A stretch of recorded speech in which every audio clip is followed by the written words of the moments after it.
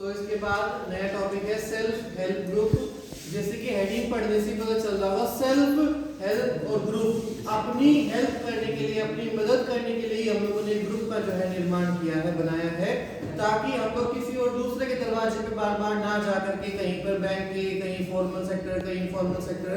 इन सब के दरवाजों पर ना जा करके अपनी मदद खुद कर सके, कुछ लोग मिलकर के खुद कर सके, जैसे कि हम कोऑपरेटिव सोसाइटीज के अंदर पढ़ चुके हैं। सो पहला ही पॉइंट इसके अंदर है पुअर हाउस होल्ड है, गरीब आदमी है, गरीब घरेलू आदमी कहाँ करते हैं, डिपेंड्स ऑन इनफॉर्मल सेक्टर। अभी पढ़ा हम लोगों ने डिपेंड्स ऑन इनफॉर्मल सेक्टर को, क्रेडिट के लिए इनफॉर्मल सेक्टर को सबसे ज्यादा डिपेंड करते हैं। तो व्हाई? क्योंकि उनके पास लैक ऑफ अवेयरनेस होता है, no education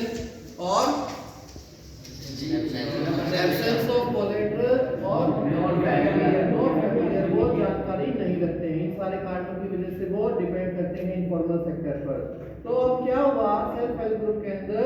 organise themselves into self help group. अब लोगों ने क्या किया है, एक ऐसा ग्रुप बनाना शुरू कर दिया जिसके अंदर वो 15 से 20 मेंबर्स जो है, यूजुअली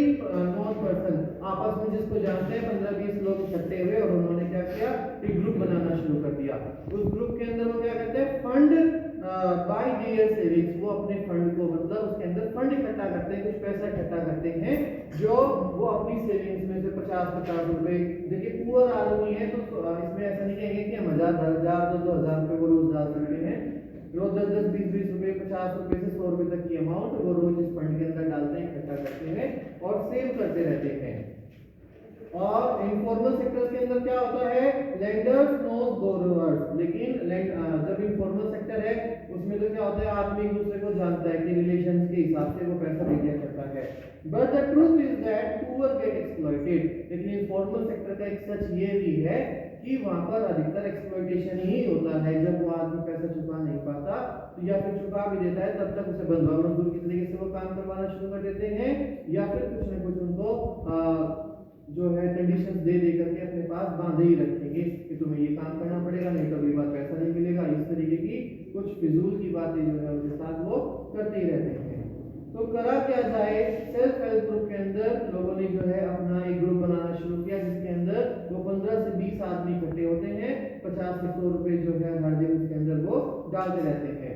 क्या फिर सेल्फ हेल्प ग्रुप करेगा क्या, small loans can be provided to member. जो उस ग्रुप के 15-20 आदमी हैं उसके अंदर जो फंड इकट्ठा हुआ उसी को ही वो लोन के तरीके से पैसा अवेलेबल करा सकते हैं अपने ग्रुप के मेंबर को। ग्रुप के मेंबर के अलावा उसमें कोई इंटरफेयर नहीं कर सकता है। दे में अवेल लोन्स फ्रॉम बैंक, वो लोग जब ये दिखाएंगे कि देखो हमारा ग्रुप है और हम इस ग्रुप को रजिस्टर करवा रखे हैं, इस ग्रुप के अंदर 15 से 20 आदमी है, 2 साल हमारे ग्रुप को चलते हुए हो गया, उसमें किसी भी आदमी ने आज तक धोखाधड़ी नहीं करी, सबने अपना फंड जो है समय पर डाला है, तो बैंक को एक एश्योरेंस मिल जाता है। तो बैंक से भी अगर उन्हें लोन लेना पड़े तो बैंक भी देखता है कि हाँ क्या आपके सेल्फ हेल्प ग्रुप में किस तरीके के नियम को आप चला रहे हैं, क्या उसमें रेगुलरिटी है या नहीं है, कोई आदमी ऐसा तो नहीं है कि हर महीने वो अपनी किस्त को जो है लेट से जमा कर रहा है। तो इन सारी बातों को देखता है बैंक और इन कंडीशंस के ऊपर भी कई बार लोन मिल जाया करता है। Important decisions are taken by members,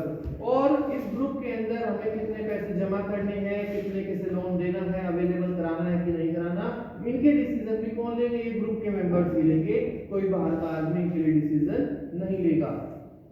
सबसे बड़ी बात, इस सेल्फ हेल्प ग्रुप को वुमेन एम्पावरमेंट के लिए बनाया गया था। मैंने उस दिन भी एग्जांपल दिया था आपको, किटी पार्टी का एग्जांपल दिया था। क्या करती है लेडीज, इससे बाहर आना जाना भी आ जाता है और एक आर्थिक उनको मदद भी हो जाया करती है। तो women empowerment platform to discuss social issues, social issues को डिस्कस करती है, मतलब आपस में घरेलू बातें करती हैं और एक फंड उनके पास इकट्ठा हो जाया करता है।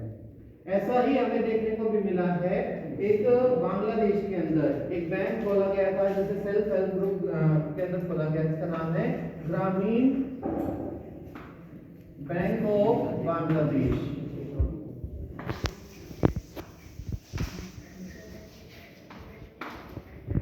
एक ग्रामीण बैंक ऑफ बांग्लादेश की स्थापना बांग्लादेश के अंदर करी गई। इस ग्रामीण बैंक को 1970s के शुरुआत में जो है शुरू किया गया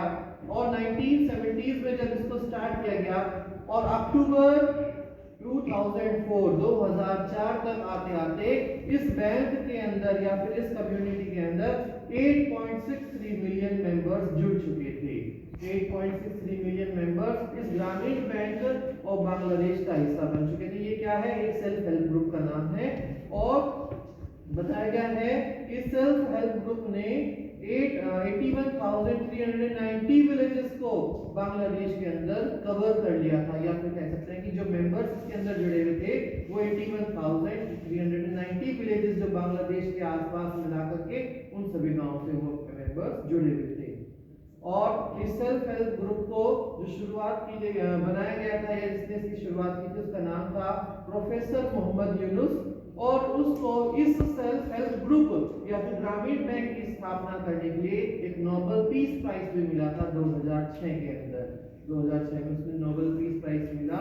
ताकि कि वो जो है इतने अच्छे तरीके से ग्रुप को मेंटेन कर रहा है, जो लोगों को आपस में ही पर्सनली लोन अवेलेबल करा देता है और लोगों की मदद कर रहा है। फाइनली अब इस चैप्टर का कंक्लूजन हम पढ़ते हैं कि चैप्टर के जितने भी टॉपिक्स क्लियर हो चुके हैं।